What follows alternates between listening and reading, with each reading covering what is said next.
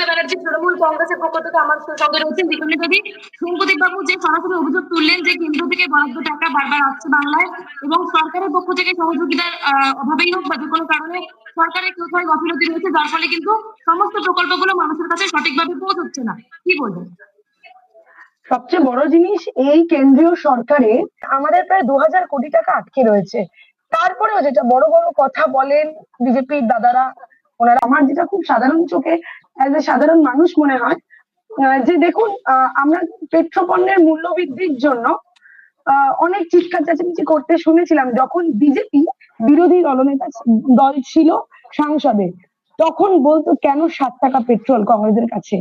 তো petrol diesel নিয়ে একটা ওয়ার্ড আমি শুনলাম না কিছু বলতে, কারণ এটা তো বড় লোকের সরকার, আদানি আম্বানির সরকার বিজেপি, আমরা সবাই জানি। ছেড়ে দিন এগুলো।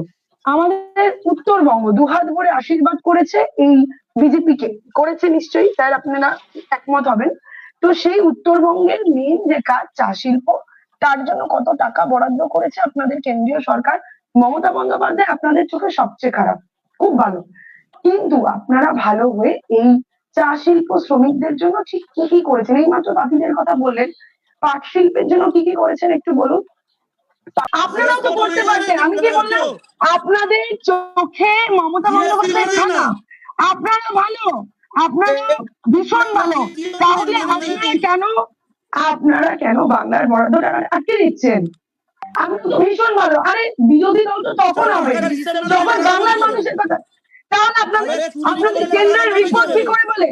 কেন্দ্রের রিপোর্ট বলে কি করে যে সমস্ত 100% ইউজ হয়েছে, ভালো মতো ইউজ হয়েছে? সে মিড ডে মিল বলুন আর 100 ডেজের কাজ বলুন। কিন্তু বাবু, শুভেন্দু বাবু বলবেন ডিক্টেটরশিপ চালাবে, এই তোমরা 100 দিন বন্ধ করে দাও, আর আপনারা বন্ধ করে দেন। বাংলার মানুষকে বঞ্চনা করেন। বাঙালি হয়ে আপনার লজ্জা লাগে না? বাংলার মানুষকে দিনের পর দিন কিসের ভিক্ষে? 100 দিনের কাজ মানুষ করে টাকা নেয়, আপনারা টাকা দিতে বাধ্য। আপনারা সুপ্রিম কোর্টের রায় মানেন না, আপনারা সুপ্রিম কোর্টের রায় মানেন না। আপনারা আবার কথা বলেন আপনারা ল লিটিগেশন মানেন না, আপনারা ল লিটিগেশন মানছেন না। আপনারা বলছেন আপনারা সব ইডি তদন্ত করবে, ভেতরে ঢুকে ফাইল নিয়ে পালিয়ে যাব। ইডি কোথা থেকে এলো? বাজেটে থাকুন, পয়েন্টে থাকুন। ইডি তদন্ত করছেন কেন? ভয় পাচ্ছেন কেন? স্যার আপনি অনেক বেশি, আরে বাজেটটা বলুন, সব বলবো, পয়েন্টে বলুন। আপনারা তো সুপ্রিম কোর্টকে মানছেন না, পয়েন্টের দিকে বেরিয়ে যাচ্ছেন কেন? পয়েন্টটা ধরতে পারছেন না তো।